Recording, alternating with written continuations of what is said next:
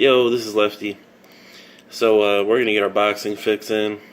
Sorry for the late video, been a little busy this week. However, we do have time for a short video.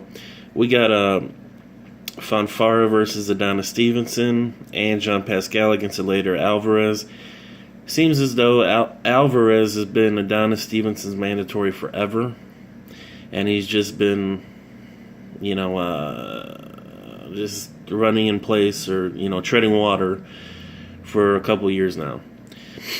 And both of these fights are pretty similar in the fact that it's a established fresher guy against a guy that has some miles on him.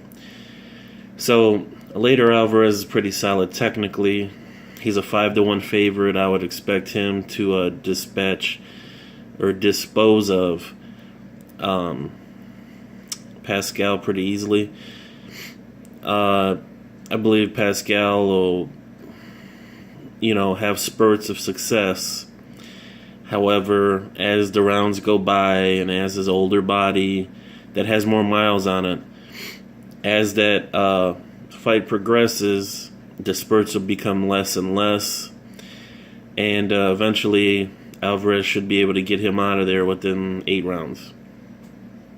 Now, as for the main event, after watching the first fight between Fonfara and Stevenson, Fonfara was able to catch Stevenson on the end of some nice counter check hooks, and that's because Stevenson carries his right hand so low.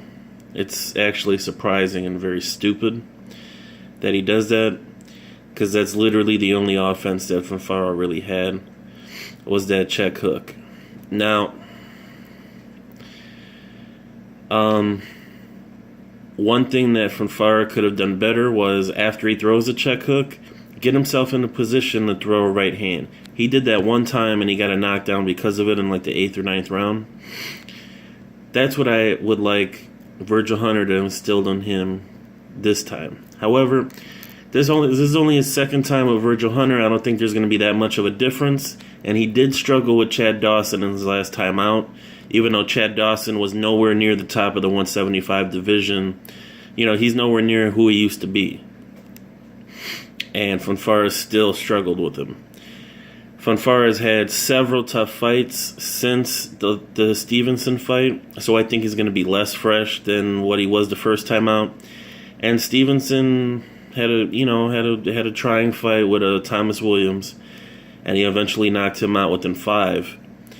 But other than that, Stevenson usually just coasts. So actually, I think Fonfara has more miles on him than Stevenson does, to be honest, even though Stevenson is almost 40 years old now.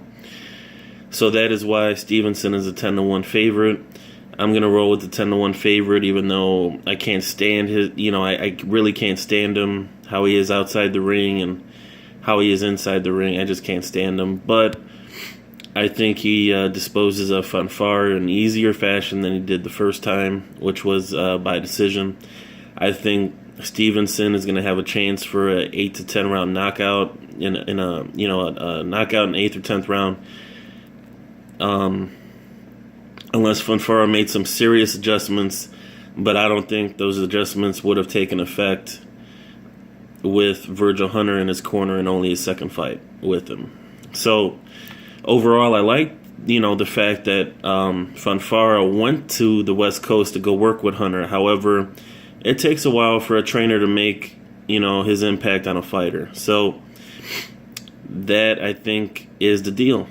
So, I believe the channel is about 46-10 now. We're on a 20-something fight winning streak. We're doing really well right now. Thanks for all the support. Thanks for everybody who watches my videos and comments. And, I always try to respond back. I always try to respond back really, really quickly. I work nights, so I'm sleeping during the day. So a lot of times I'm sleeping if I don't text back. But hit me up in the comment section. Let me know. I will try to get that Demetrius Andrade video done. And give me another suggestion for another fighter profile after that. Hit me up. support the channel, continue supporting the channel, like it, sub it, you know the deal. So again, Stevenson 8 to 10 rounds. Pascal should be out of there before 8. So have a good day.